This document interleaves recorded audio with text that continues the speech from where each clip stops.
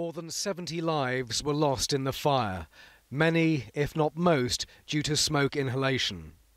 Now comes the revelation the internal doors resisted fire for half the time they were designed to.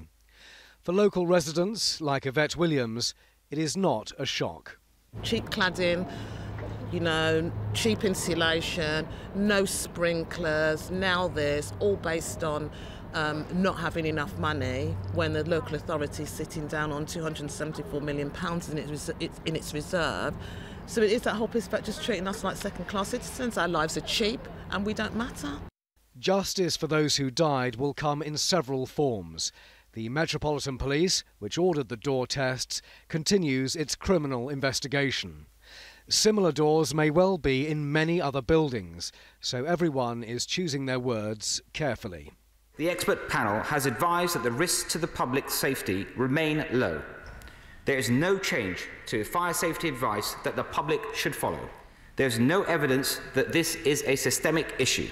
This video is not from the recent Met Police test, but it does show the difference between a door which complies with the regulations on the right and one which does not.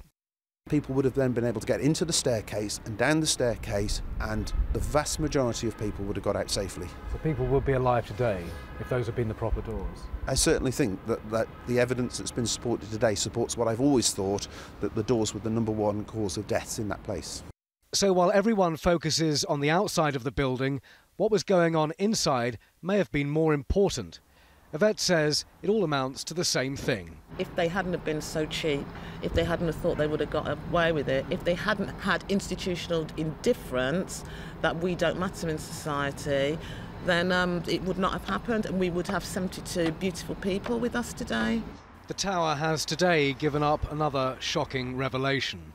Very few expect it to be the last. Simon Viger, 5 News.